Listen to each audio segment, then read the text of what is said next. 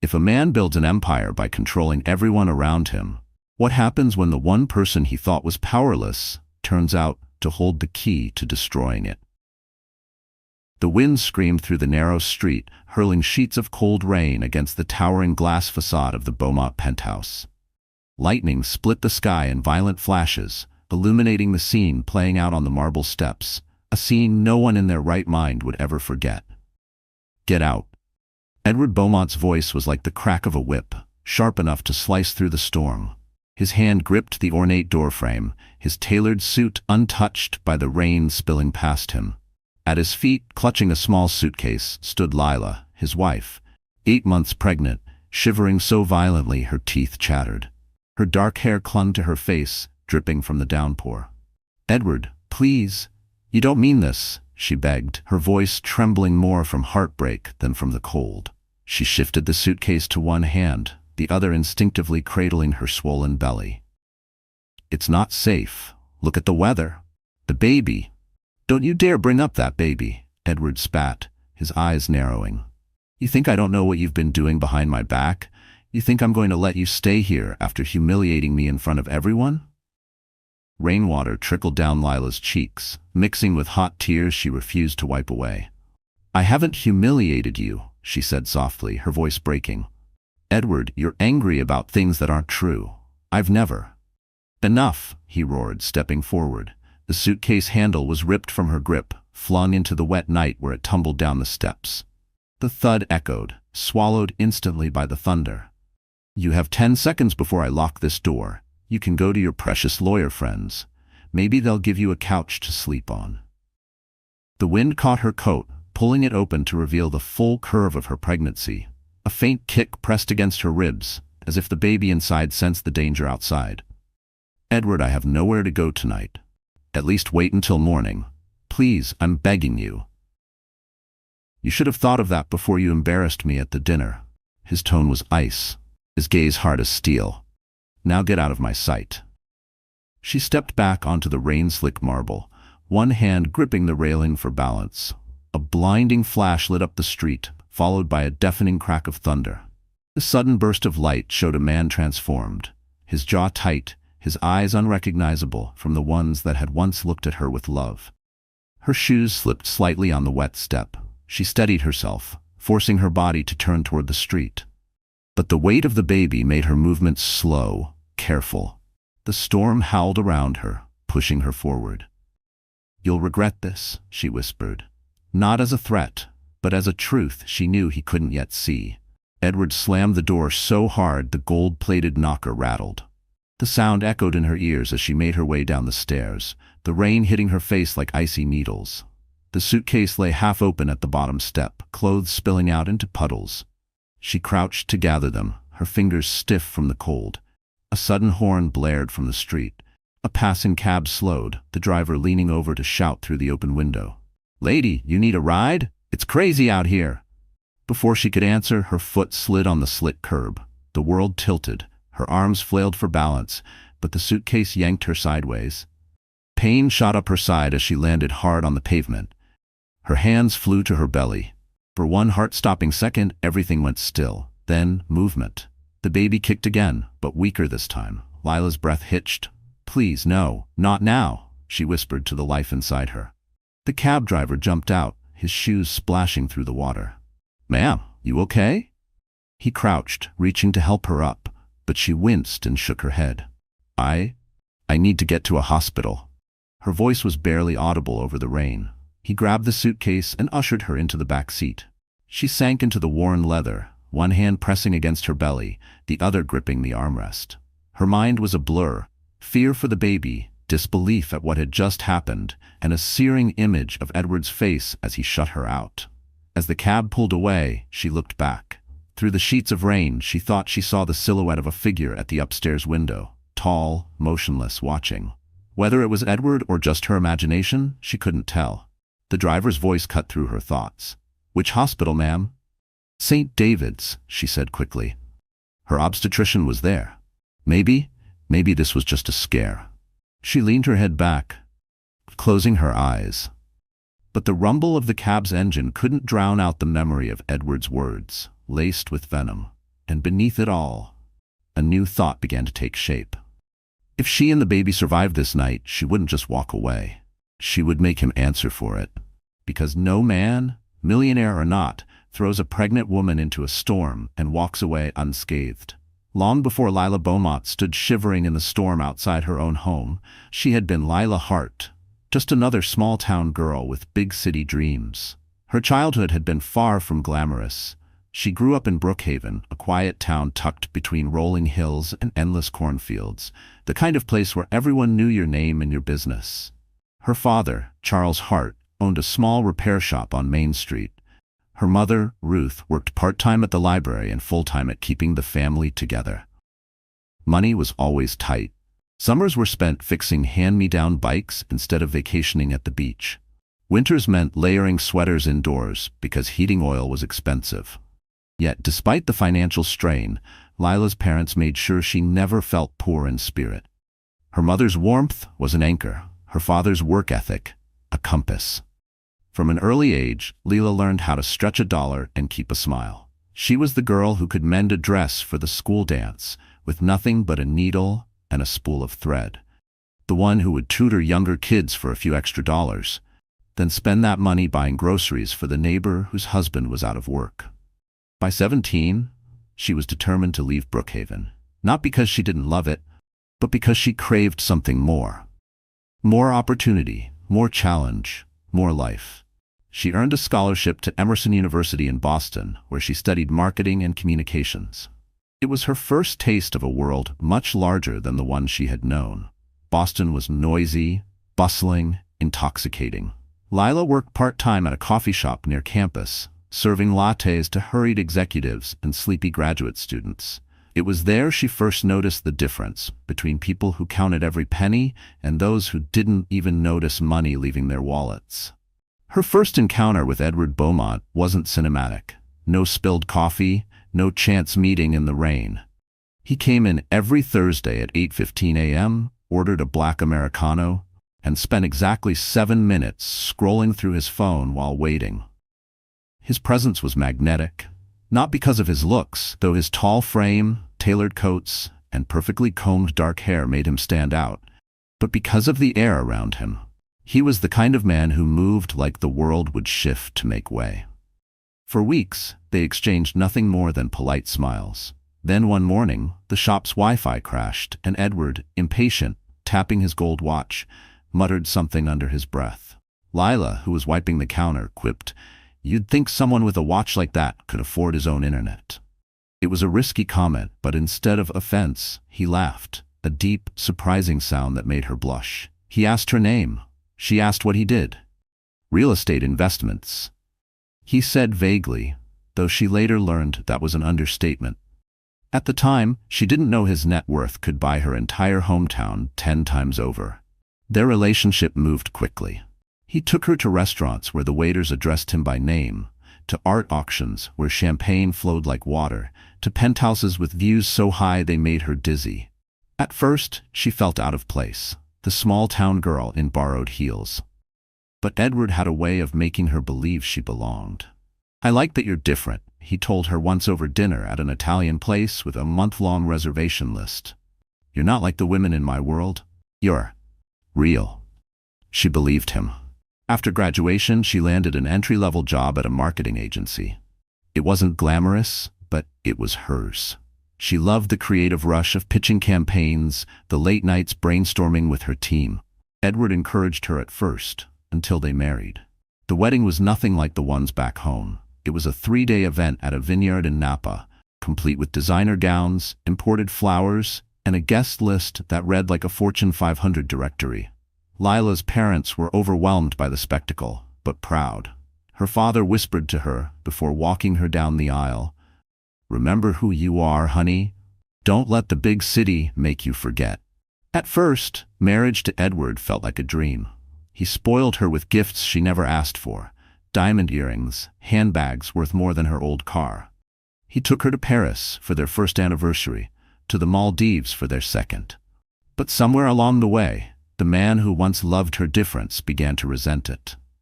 He wanted her home when he got back from work, dressed and ready for charity galas or client dinners. He wanted her opinion only when it matched his. And slowly, the woman who once thrived on independence began shrinking to fit the mold he had for her. By the time she was pregnant, she had left her job at his urging. "You won't need it," he'd said.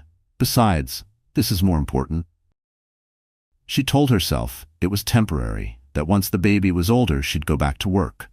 But the longer she was away, the more she felt her old self slipping away. Edward's world was full of polished veneers and calculated appearances. He controlled every narrative, every photograph, every social media post, every story their friends heard about them. And Lila, with her growing belly and fading voice, fit neatly into the picture he wanted the world to see. But behind closed doors, cracks were spreading. Arguments sparked over small things. Her spending too much on groceries, her not answering his calls fast enough, her forgetting to attend one of his work events because she wasn't feeling well. Still, she told herself he loved her, that the stress of work made him short-tempered, that once the baby came, everything would change. What she didn't know was that Edward's patience was running thinner than the veneer of perfection he showed to the world. And while she was knitting baby blankets and researching cribs, he was growing colder, harder, and looking for a way out. That's how the woman who once dreamed of skyscrapers and city lights found herself on the marble steps of a penthouse, soaked to the bone, suitcase in hand, pleading with the man she thought would protect her. She had built her life on trust, trust in her parents' values, trust in her own resilience, and most dangerously, trust in Edward's love. That night in the storm shattered it all, and somewhere deep inside, past the fear and heartbreak, a spark lit. It was small now, but it would grow. Because Lila Beaumont had survived storms before. And this time, she wasn't just fighting for herself. She was fighting for her child. The Beaumont penthouse wasn't just a home. It was a monument to Edward's ego. Perched on the top floor of a 60-story tower in the heart of Manhattan, it had a panoramic view of the city that made guests gasp the moment they stepped inside. Floor-to-ceiling windows framed the skyline like an ever-changing piece of art. From the east balcony, you could watch the sunrise spill gold over the East River. From the west, you could see the city lights glitter like fallen stars over the Hudson. Inside, everything was curated for maximum impact. The living room alone could swallow Lila's entire childhood home 3 times over. Italian marble floors stretched beneath crystal chandeliers that looked as though they had been stolen from a European palace. Modern art, pieces Edward had bought at auctions just to outbid his rivals, hung on the walls, some worth more than most people's lifetimes. It was beautiful. It was cold. The air was always faintly perfumed with imported lilies, changed daily by a florist who arrived in a uniformed van. White leather sofas were arranged to face the view, not the people sitting on them. Even the throw blankets were cashmere, folded so precisely it felt like a crime to use them. Lila had tried in the early days to make it feel like a home. She'd placed framed photos of their trips on the shelves, Edward laughing on a boat in Santorini, Lila holding a gelato in Rome. But one day, she came home to find them gone, replaced by abstract sculptures and glossy coffee table books. Edward had shrugged when she asked, "We have to keep things neutral for guests. This isn't some cozy cottage." The penthouse also served as Edward's unofficial stage. Every month, he hosted dinners for clients, politicians, and other members of New York's elite. The kitchen was fitted with state-of-the-art appliances, Lila rarely touched because caterers handled the food. The dining table, a 12-foot slab of polished walnut, had been imported from Italy and cost more than Lila's college education. It wasn't just the home, it was the building. The tower, known as the Orion, was famous for its exclusivity. The lobby gleamed with black granite and brass accents, manned by doormen in tailored uniforms. Residents were chauffeured in and out in black luxury sedans provided by the building's private fleet. A rooftop helipad made quick getaways to the Hamptons or Aspen, effortless. Privacy was paramount. You couldn't even step into the elevator without a keycard that tracked your movements. And yet, for all that control, the walls sometimes felt like they were closing in on Lila. She remembered the first time she realized the penthouse wasn't really hers. It was during a holiday party Edward threw for his inner circle.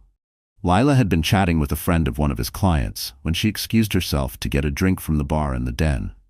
But as she approached, she overheard Edward speaking in a low, conspiratorial tone. "This place? It's my sanctuary, my kingdom," he said. "Every inch of it is mine. No one tells me what to do here. Not the board, not the press, not even her." The way he said "her," without using her name, stuck with Lila. Still, she told herself she was being sensitive, that the penthouse was a shared space, that the feeling of being a guest in her own home was just in her head. But as the years passed, the evidence piled up. The security team answered to Edward, not her. Packages addressed to Lila were opened for inspection. Her suggestion to redecorate the nursery, just to make it warmer, was shot down because it wouldn't photograph well for the family Christmas card. The setting wasn't just grand, it was isolating. Every surface gleamed, but the place lacked the lived-in warmth she'd grown up with. There were no scuffed floors from years of footsteps, no mismatched mugs in the cupboard, no worn spots on the couch where someone always sat. And beyond the penthouse, Edward's world sprawled across the city. His main office occupied the top floors of a skyscraper in Midtown, a sleek, glass-walled fortress filled with minimalist furniture and people who moved with the precision of clockwork. Lila visited a few times in the early days, charmed by the idea of bringing him lunch like she used to when they were dating. But the receptionists looked at her like she was a distraction, and Edward's assistant always made it clear she needed to call ahead next time. Then there were the events. Edward thrived in rooms full of people who measured worth in square footage and stock options. Gala season was his favorite. Black tie evenings at the Met, charity auctions at the Plaza, political fundraisers in hidden penthouse gardens. Lila, draped in designer gowns chosen by Edward's stylist, was paraded as the perfect wife, poised, silent, smiling. She knew her role. In Edward's world, setting mattered as much as the people in it. He built his life like a movie set, every scene designed to make him look untouchable. And for a while, she played along, thinking she was part of the story. But as the stormy night proved, she wasn't the co-star. She was just a prop he could remove when she no longer fit the scene. That night, the penthouse, soaring above the city, wrapped in glass and steel, looked down on her like it was mocking her. She'd spent years trying to make it feel like home, only to be thrown out into the rain. And now, every glimmering chandelier and polished surface seemed to whisper the same truth. This was never yours. From the hospital bed later that night, she would stare out the window at the skyline. Somewhere in that sea of glittering lights, the penthouse stood tall and indifferent. It was the stage Edward had chosen for his life. But she was done playing her part. Because one day soon, she would walk back into that world. Not as a guest, not as an accessory, but as the woman who owned the story. And when that day came, the setting wouldn't be his sanctuary anymore. It would be the place he lost everything. Edward Beaumont was the kind of man you could see coming before he walked into the room. Not because of his height or his looks, though both were undeniably striking, but because of the invisible current of power he carried. People turned their heads when he passed. Waiters straightened their posture, assistants scrambled to open doors, and competitors measured their words carefully. On paper, he was the embodiment of the American dream. The son of a construction foreman and a school teacher, Edward claimed to have built his fortune from scratch. The press loved that narrative, the scrappy kid from Jersey who clawed his way into Manhattan's most exclusive circles. By 35, he had transformed a modest real estate portfolio into a billion-dollar empire, his name stamped on skyscrapers, luxury condos, and resort developments around the globe. Magazines called him visionary. Industry peers called him ruthless. Edward cultivated both reputations with precision. At charity galas, he was all charm, holding doors for socialites, leaning in attentively during small talk, laughing at jokes even when they weren't funny. His handshake was firm, his eye contact unwavering, his smile perfectly timed. He donated to causes that made headlines and avoided those that didn't. When cameras flashed, he knew exactly which side to face, his jawline catching the light just so. But behind closed doors, the charm evaporated.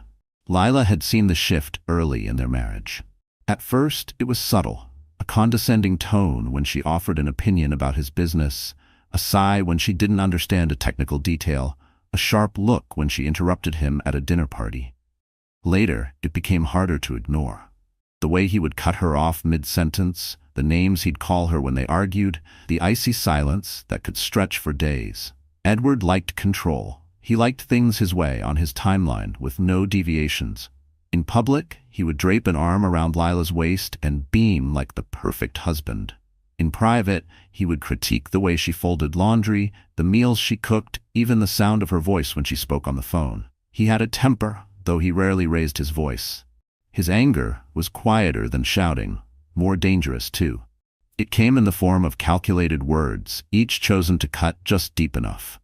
"You'd be nothing without me," he told her once, after she questioned one of his decisions. "Remember that before you start thinking you have options." Money had given him more than just comfort. It had given him a sense of untouchability. He moved through life convinced that rules were for other people. Parking tickets disappeared. Contractors bent building codes in his favor. Politicians invited him to private dinners where laws were discussed like chess moves. When Edward wanted something, or someone, he didn't ask twice. There were whispers, of course.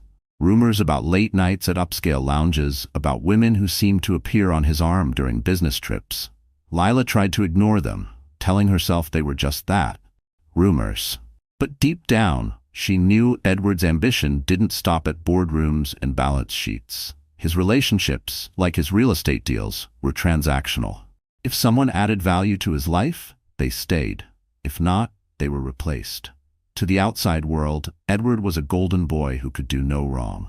His name on a guest list guaranteed media coverage. His opinion could sway investors. His signature could launch or sink a multi-million-dollar project. And he was careful to maintain that image. Even when his marriage to Lila began to crack, he kept the facade intact. At events, he still introduced her as my beautiful wife, still posed with his hand over her belly when she became pregnant, still kissed her cheek for the cameras. But in private, the pregnancy became another point of control. He monitored what she ate, criticized her weight gain, and dismissed her complaints about fatigue. "Women have been doing this for centuries," he'd say when she mentioned discomfort. "You're not special." Edward's cruelty wasn't always loud. It was in the little things. In the way he'd cancel her plans with friends without telling her. In the way he'd forget to relay messages from her family. In the way he made her feel like she was constantly auditioning for the role of his wife, and that one wrong move would get her replaced. That stormy night on the marble steps was the culmination of years of small, deliberate cuts. By then, Edward had convinced himself he was justified. In his mind, Lila had failed to play her part. She'd embarrassed him at a dinner by correcting a detail in a story he told. A minor fact, but enough to bruise his ego in front of a table of investors. Edward didn't forgive bruised egos. When he shoved her suitcase into the rain, it wasn't just about that night. It was about sending a message, not just to Lila, but to himself. He wanted to prove he could discard her without consequence, that she was replaceable. What he didn't realize was that his public and private worlds were on a collision course. The same arrogance that made him believe he was untouchable would blind him to the danger of underestimating her. In Edward's mind, the story was over. He'd written her out of the script. By morning, he'd be back in his penthouse, sipping coffee while the city hummed beneath him, the storm just a memory. But storms have a way of leaving wreckage behind. And sometimes, that wreckage comes back stronger than before. Edward Beaumont would learn that lesson the hard way. Because the woman he'd thrown into the rain was about to step out of the shadows he'd pushed her into. And when she did, she wouldn't just challenge him. She'd dismantle the empire he thought was indestructible. The storm outside had been brewing for hours, but inside the Beaumont penthouse, the tension was far worse. It was supposed to be an intimate dinner for a handful of Edward's most important investors, a night to celebrate the launch of his newest luxury development in Dubai. The dining table gleamed under the soft glow of the chandelier, each place setting arranged with military precision. Lila had spent the afternoon trying to look the part Edward demanded.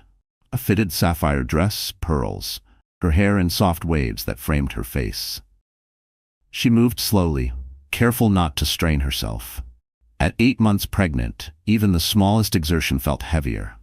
She had hoped the night would be civil. That Edward, at least in front of his guests, would keep his temper in check. She was wrong. The first crack in the facade came over the appetizers. Seated beside Edward, Lila was half listening to a conversation about projected returns when one of the guests, a gray-haired man named Simon Aldridge, asked about her thoughts on the project. "I think the location is impressive," Lila said with a polite smile. "But I do wonder how the company plans to address the water shortage in that region." "It could." Edward's hand tightened on her knee under the table. His smile didn't falter, but his voice was razor-sharp. "Lila, let's leave the technical talk to the experts. You're here to enjoy yourself, not worry about logistics." A ripple of awkwardness moved around the table. Lila's cheeks burned, but she said nothing. She knew better than to push back in public. Then came the toast. Edward stood, raising his glass to the room. "To our continued success," he said, his voice carrying over the clinking of crystal, "and to the people who make it possible." He gestured toward his investors, his team, even the chef who'd prepared the meal. But not once did his gaze fall on Lila. It was subtle, but she felt the omission like a slap. By dessert, the storm outside had turned violent. Rain battered the windows, lightning split the sky, and the distant rumble of thunder vibrated through the floor. Lila excused herself to use the restroom, taking a moment to breathe. She was tired, her back ached, her feet throbbed, and her baby shifted restlessly inside her. When she returned, she stopped just outside the dining room, hidden from view. Edward was speaking to Simon and another investor, his voice lower now but still audible over the storm. "She's been difficult lately," he said with a practiced sigh. "Pregnancy hormones. You know how it is. Can't take her anywhere without worrying she'll say the wrong thing." The men chuckled knowingly.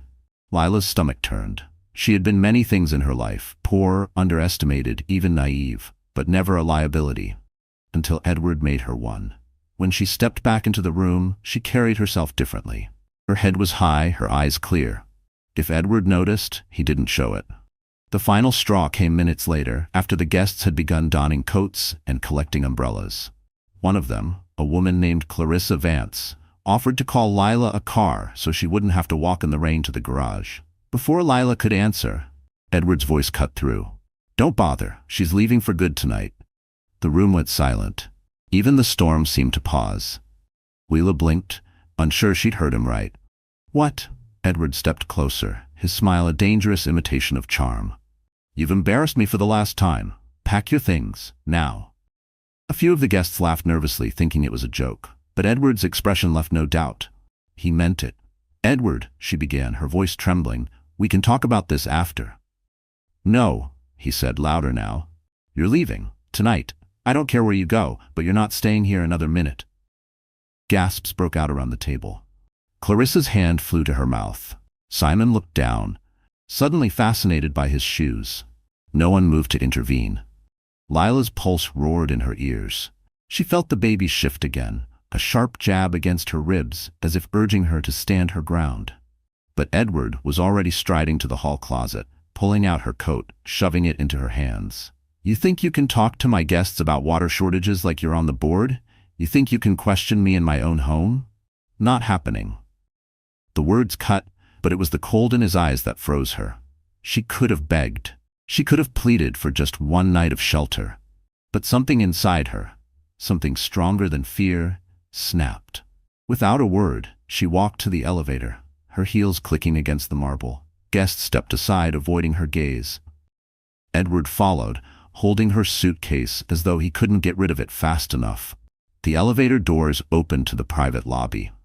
A gust of wind and rain swirled in from the building's entrance as the doorman tried to hold it shut.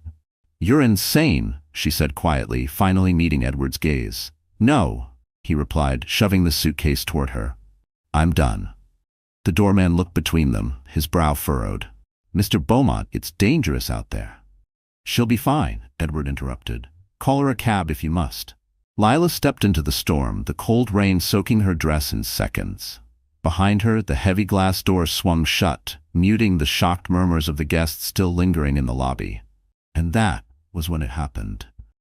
Her heel caught on the slick pavement, her body lurching forward. She twisted to protect her belly, but the impact still sent a shock of pain through her side. The suitcase tumbled into the gutter, water rushing around it. The doorman was already running toward her, his voice urgent. "Ma'am, are you all right?" She struggled to breathe, one hand pressing against her abdomen. The baby moved, but slower than before. "No," she gasped. "I need a hospital, now." By the time she was in the back of a cab, shivering and clutching her belly, she knew two things for certain. The image Edward had built so carefully was about to crack, and she would be the one to swing the hammer. Because this wasn't just cruelty, it was recklessness. And in New York, recklessness that endangered an unborn child could destroy a man. Edward thought throwing her out in the storm would be the end of her story. But it was only the beginning. The hospital smelled like antiseptic and rain-soaked clothing. Lila lay in the narrow bed, the paper-thin blanket doing little to chase away the chill that had settled into her bones. Her damp hair clung to her cheeks, and her dress, still clinging uncomfortably to her skin, was wrinkled from the ride over in the cab. The monitors beside her hummed steadily, one tracking her heart rate, the other measuring the tiny but powerful rhythm of the baby's. The steady thump, thump, thump filled the room, a sound that should have comforted her, but now only reminded her how close she had come to losing everything. Her doctor, a petite woman named Dr. Nguyen, stood at the foot of the bed, flipping through her chart. "You're lucky you came in when you did," she said, her tone calm but firm. "The fall caused some stress on your body, but the baby's heartbeat is strong. We'll keep you for observation tonight, maybe tomorrow, just to be safe." Lila nodded, her throat tight. She had been holding herself together since the moment she hit the pavement, refusing to let the panic take over. But now, in the sterile quiet of the hospital room, the dam began to crack. "What about long-term?" she asked, her voice barely above a whisper. Dr. Nguyen's gaze softened. "If you rest, stay warm, and avoid stress, you and the baby should be fine." But she hesitated. "You need stability, Layla. Physical and emotional, falling again, getting too stressed, these aren't risks you can take right now." Stability. The word lodged in her chest like a stone. She had no home to return to, no family nearby, no one she could lean on without feeling like a burden. Edward had made sure of that, subtly pulling her away from anyone who might have been a safety net. When the doctor left, the silence returned, broken only by the rain tapping against the window. Lila turned her head toward the sound. The storm hadn't let up. It howled against the glass, the wind bending the branches of the trees in the parking lot below. She thought about the warm glow of the penthouse she could see from blocks away, the light spilling from the windows like it belonged to another world entirely. A world she'd been thrown out of. Her chest tightened, but it wasn't just grief, it was exhaustion. Her body felt heavy, as though the weight of the last few years had finally decided to settle all at once. She closed her eyes, and the images came in fragments. Edward's face, cool and detached as he shoved the suitcase into her hands. The sharp jolt of pain as she hit the pavement. The guests in the lobby, their eyes sliding away, pretending not to see. She had thought she was strong. She had thought she could weather his cruelty, keep her head down until the baby came. But tonight had proved otherwise. The door opened and a nurse stepped in with a tray. "Dinner," she said softly, setting it on the rolling table beside the bed. The scent of lukewarm broth and overcooked carrots filled the room. "Thanks," Lila murmured, though she had no appetite. The nurse hesitated. "You should eat. The baby needs it." Lila forced herself to take a spoonful, but it felt like ash in her mouth. Every bite reminded her of how far she had fallen, literally and figuratively, in the space of an hour. By the time the nurse left, Lila felt the sting of tears again. She hated crying, hated the way it made her feel small, but she was too tired to stop it. Her phone buzzed on the table. She reached for it, her heart leaping for just a second. Maybe it was her parents. Maybe, ridiculously, Edward had come to his senses. But it was neither. It was a text from an unknown number. "Ms. Beaumont, this is to confirm your cab fare has been charged to your account," her account, the joint account Edward had access to. Even now, he was making sure she felt indebted for every penny. She set the phone down, her hands trembling. The truth was unavoidable. Edward had stripped her of more than her home. He had taken her security, her confidence, even her sense of self. And yet, she wasn't empty. Not completely. Her hand drifted to her belly. The baby shifted, a small but undeniable sign of life. A reminder that she wasn't alone, no matter how much Edward wanted her to feel that way. She took a deep breath. In, out. Her mother's voice echoed in her memory. When the world pushes you down, you push back harder. It was a nice sentiment. But right now she didn't feel like she could push at all. She dozed off briefly, waking to the sound of distant thunder. The storm was easing, but the rain still fell steadily. She imagined the streets glistening under the city lights, the puddles reflecting passing cars. Somewhere out there, Edward was likely drinking his imported scotch, laughing with his guests, already moving on from the scene he had caused. The thought made her stomach turn, but it also sparked something else. Anger. It was faint at first, a small ember buried under layers of exhaustion and fear. But the more she thought about his smug expression, the way he had humiliated her in front of others, the warmer that ember grew. She realized then that collapse wasn't the end. It was the bottom, and the only thing you could do from the bottom was start climbing back up. But for now, she had to rest. Not for Edward, not for appearances.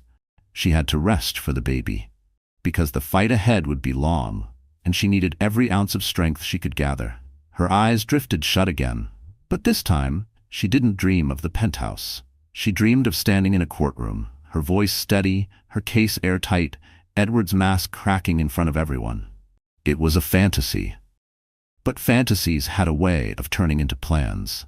And plans, if you held on to them long enough, had a way of turning into reality. Morning came to the hospital in a pale wash of gray. The rain had stopped, but the clouds still hung low over the city. Lila lay awake, staring at the ceiling tiles, tracing the faint cracks like roads on a map. She hadn't slept much. Her mind kept circling back to Edward, his words, his face, the humiliating way he had shoved her into the storm as though she were disposable. The baby kicked, faint but steady. It was the only thing anchoring her. A knock at the door startled her. She expected the nurse with breakfast, but instead, a tall man in a dark suit stepped inside. His shoes were polished to a mirror shine, his tie perfectly knotted. "Mrs. Beaumont?" he asked. Lila hesitated. "Yes. Who are you?" "My name's Daniel Reed. I'm an attorney. Your friend Clarissa Vance sent me." Lila blinked. Clarissa? The same woman from last night who'd looked horrified when Edward threw her out? She barely knew her, only exchanged polite words at parties. "She told me what happened," Daniel continued, pulling a slim folder from his leather briefcase. "She also told me you might not realize just how much leverage you have right now." "Leverage?" The word felt foreign in her mouth. Daniel set the folder on her lap. New York State has very specific laws about endangering the welfare of a child. That includes unborn children. If what Clarissa described is accurate, Edward forcing you into dangerous weather resulting in a fall, he could face serious legal consequences. Lila's first instinct was disbelief. "He's Edward Beaumont. He has more lawyers than I have friends. He'll bury this." "Maybe," Daniel said evenly. "But there's more. Did you sign a prenuptial agreement before your marriage?" Lila shook her head. "No. He said it wasn't necessary." Daniel's eyes sharpened. "That's rare. Very rare. It means marital assets are in play, and if you can prove cruelty, abandonment, or reckless endangerment, you could be entitled to a substantial portion of his estate, especially with a child involved." Lila's pulse quickened. She'd never once thought about Edward's money as hers, but hearing it framed as something she could take, not as a gift from him, but as something she had a right to, lit a strange spark inside her. "And there's one more thing," Daniel said, lowering his voice. "I did a little digging this morning. Edward's Dubai project? It's over-leveraged. He's counting on his investors to cover the gap, but if they get wind of a scandal, especially one involving his pregnant wife, it could cost him millions." Lila sat up straighter. "So you're saying?"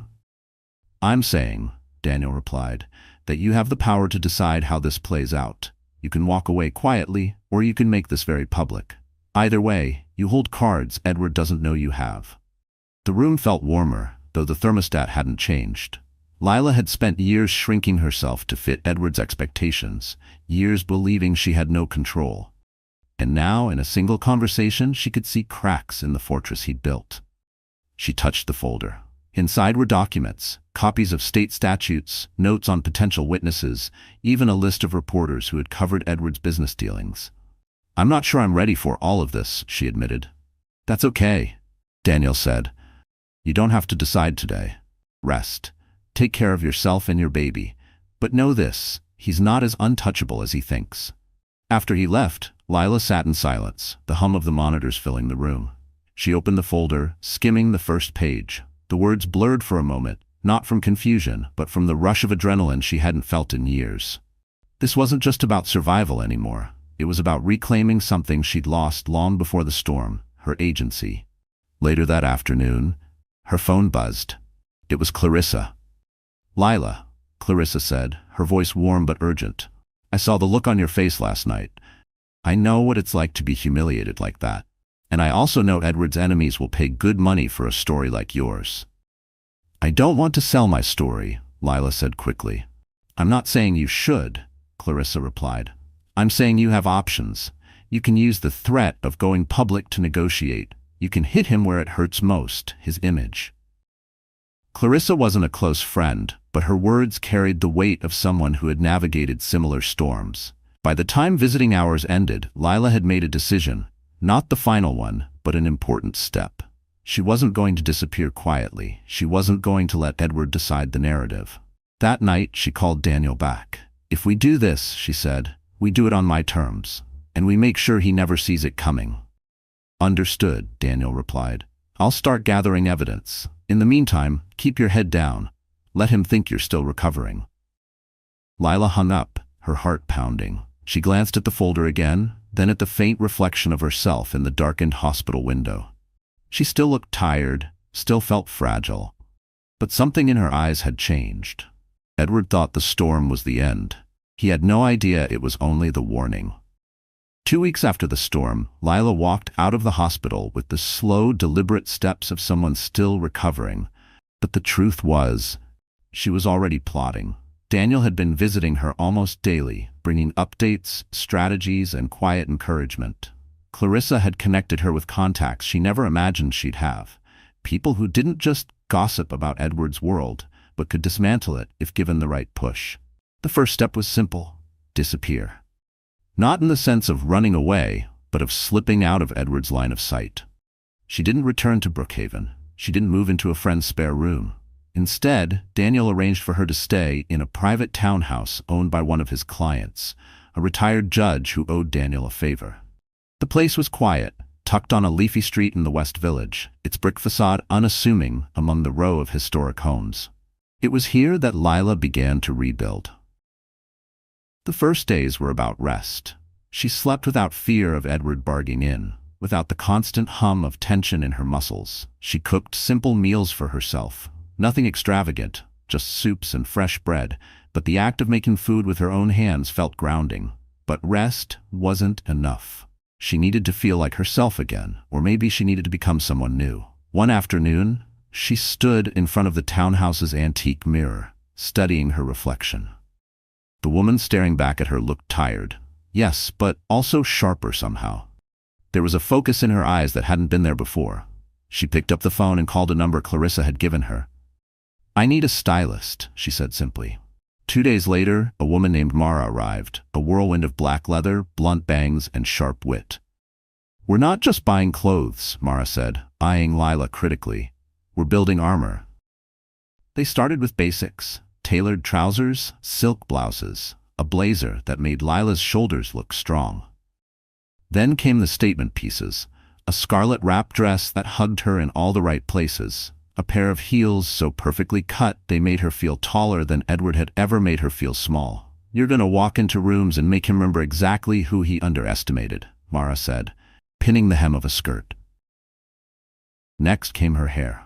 She traded the soft waves Edward had always insisted on for a sleek, shoulder-length cut with subtle highlights that caught the light when she turned her head. It wasn't just a change, it was a statement. With her wardrobe and appearance transforming, Lila turned her focus inward. Daniel had recommended a therapist, someone discreet who understood the dynamics of power and control in relationships like hers. Their sessions were raw at first. She spoke about the isolation, the slow erosion of her confidence, the way Edward had chipped away at her until she barely recognized herself. You're not broken, the therapist said during one session. You've been trained to think you are. There's a difference." The words stuck. Lila began journaling every morning, pouring her thoughts onto paper without censoring them. Some entries were angry, filled with scathing sentences about Edward. Others were quiet reflections on her parents, on Brookhaven, on the life she'd once dreamed of. She didn't know yet which parts of that dream she still wanted, but she knew she would be the one to decide this time. Meanwhile, Daniel was building their case. He gathered witness statements from the doorman, from Clarissa, even from Simon Aldridge, who admitted under oath that Edward had mocked Lila's concerns during dinner. Medical records documented her fall, the hospital stay, the stress it had caused. One evening, Daniel spread the files across the townhouse's dining table. "If we push this into the courts, he'll try to settle quickly to avoid the press. But if he doesn't," he looked up, "we'll be ready to go public." Lila ran her fingers over the edges of the papers. "I don't just want money," she said quietly. "I want him exposed. I want people to see what he really is." Daniel's mouth twitched in the faintest smile. "Then that's exactly what we'll do." But exposure required precision. They couldn't rush. Lila spent the next few weeks preparing not just for legal battle, but for the inevitable public one. She learned how to handle reporters, how to answer questions without giving away too much. She practiced her posture, her voice, even her expressions in the mirror. "This isn't about revenge," her therapist reminded her one afternoon. "It's about reclaiming your narrative." Lila understood. But she also knew that reclaiming her narrative meant showing Edward and everyone watching that she was no longer the woman he'd thrown into the storm. By the time February rolled around, the West Village townhouse no longer felt like a hiding place. It felt like a launch pad. The baby's arrival was just weeks away, but she felt stronger than she had in years. Her body was heavier, yes, but her spirit felt light. The final step in her transformation came unexpectedly. Mara had found a vintage watch in a small boutique, gold, with a delicate face and a subtle engraving on the back. "Time reveals all things." When Lila fastened it around her wrist, she knew it was more than an accessory. It was a reminder. Edward's time was running out. On a brisk Thursday morning, Daniel called with the update she'd been waiting for. "He's having another investor dinner next week," he said. "It's public enough for word to spread, private enough for you to walk in and take the room. Are you ready?" Lila looked at herself in the mirror, the scarlet dress, the gold watch, the eyes that no longer flinched. "Yes," she said, "I'm ready." Edward thought the storm had washed her away. But storms don't just destroy. Sometimes they clear the air. And she was about to make sure everyone saw the sky afterward. The Beaumont penthouse looked exactly as it had the night she'd been thrown out. Polished, immaculate, every detail staged like a photograph. But this time, Lila wasn't standing outside in the rain. She was stepping out of a black town car, heels clicking against the marble of the private entrance. The doorman straightened the moment he saw her. "Mrs. Beaumont," he said softly, almost as if it were an apology. She smiled faintly. Not for long. Inside, the elevator hummed as it carried her to the 60th floor. Her reflection in the mirrored walls was everything Edward wouldn't expect. Poised, radiant, untouchable. The scarlet wrap dress hugged her curves, the gold watch at her wrist catching the light. When the doors opened, she stepped into the familiar scent of imported lilies. Voices drifted from the dining room, laughter ringing out over the clink of glasses. Edward was in his element. She didn't announce herself. She walked straight through the living room, every step deliberate. Heads turned, conversations faltered, and then Edward saw her. For a moment, his confident smile faltered, replaced by something sharper, panic. But he recovered quickly, setting down his glass. "Well," he said, his voice carrying over the room, "look who decided to crash the party." "I'm not crashing," Lila replied, her tone calm, even warm. "I was invited." Murmurs rippled through the guests. Edward's eyes flicked toward Clarissa, who stood near the bar, her expression unreadable. "You've made your point, Lila," Edward said, his voice low but taut. "We don't need to do this here." "Oh, I think we do," she said. She stepped closer to the table, resting a hand lightly on the back of an empty chair. "Because last time we were all together, you made a point too, by throwing your pregnant wife out into a storm." The room went silent. The only sound was the faint hum of the city outside. Edward chuckled, but it was forced. We're not airing personal disagreements in front of my guests." "This isn't a disagreement," Lila said, pulling a folded sheet of paper from her clutch. "This is a notice of intent to sue for reckless endangerment, emotional distress, and abandonment. Copies have already been sent to your legal team and the press." A few guests shifted uncomfortably. Others stared openly, their curiosity piqued. Edward's jaw tightened. "You think this will scare me?" "I think it will ruin you," she said plainly. "And not just in court. Your investors might want to know how you treat the people closest to you, especially when you're asking them to trust you with their money." She let the words hang in the air, watching them sink in. Across the table, Simon Aldridge's expression had changed, measured, calculating. Clarissa was smiling now, just slightly. Edward glanced around, clearly noting the shifting mood. "This is a stunt," he said. "She's exaggerating." "Ask the doorman," Lila interrupted. "Ask Clarissa, ask the cab driver who had to carry me to the hospital. There are witnesses, Edward, and there's a baby involved. Judges tend to care about that." A muscle in his jaw twitched. Lila leaned forward slightly, her voice dropping just enough that people had to strain to hear. "You spent years making me small, controlling me, making me believe I had no power. But here's the thing about storms. They don't destroy everything. Sometimes they wash away the dirt so the truth can shine through." She straightened, letting her gaze sweep the room. "I'm not here to beg for anything. I'm here to tell you that I'm done playing your perfect wife for the cameras. I'm done being a prop in your story. From now on, I write the script." For a long moment, no one moved. Then slowly, Simon Aldridge stood. "Edward," he said, his tone cool, "I think we should postpone our discussion about Dubai." Others began to murmur their goodbyes. Chairs scraped against the marble floor. One by one, the guests began to leave, some without meeting Edward's eyes. Edward turned back to Lila, his face pale now. "You think you've won something here?" She smiled. Not the tight, polite smile he was used to, but a genuine one. "I've already won. You just don't know it yet." She stepped past him, her heels clicking with the same steady rhythm they had when she walked in. As she reached the door, she paused and looked back.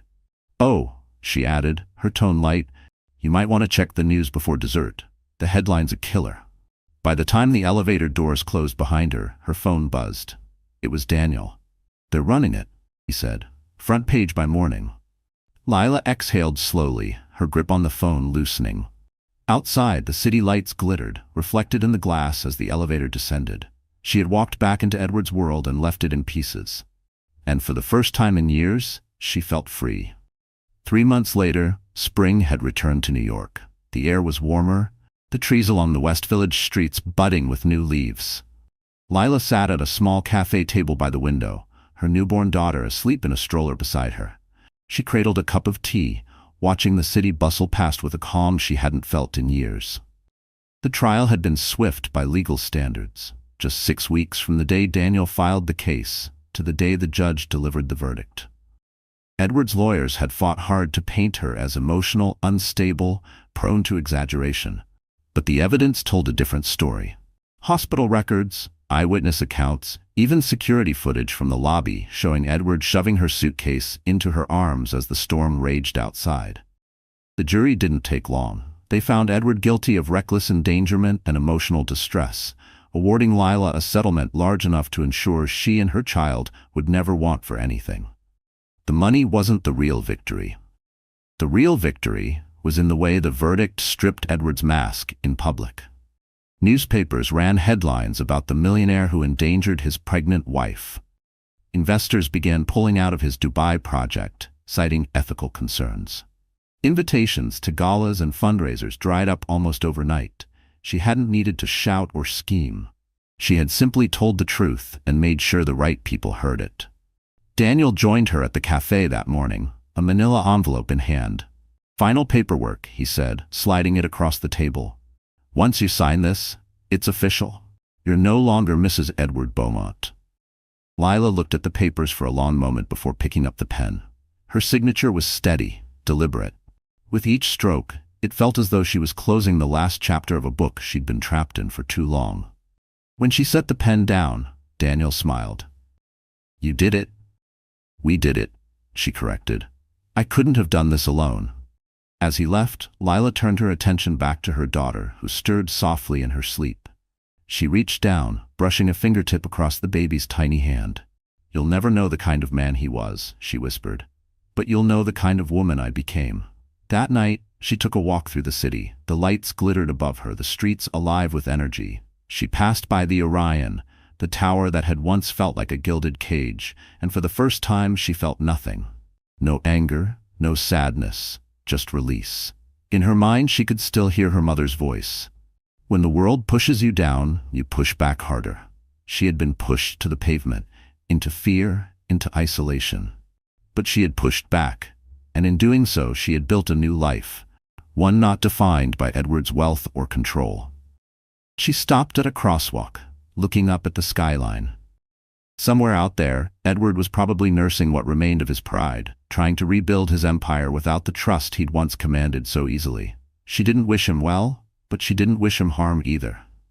His downfall was his own doing, and he would have to live with it.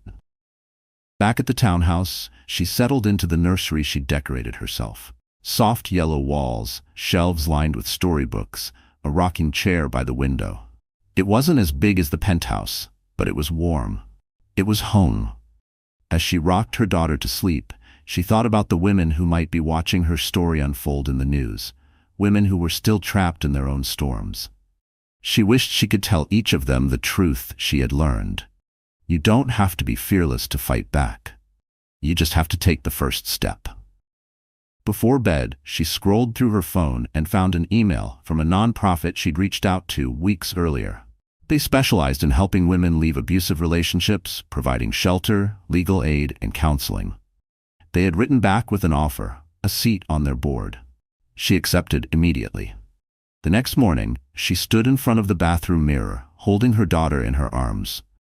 She barely recognized the woman looking back, not because of the new haircut or the clothes, but because of the way her shoulders no longer slumped, the way her eyes no longer darted toward the door in fear. She was no longer waiting for someone else to decide her future.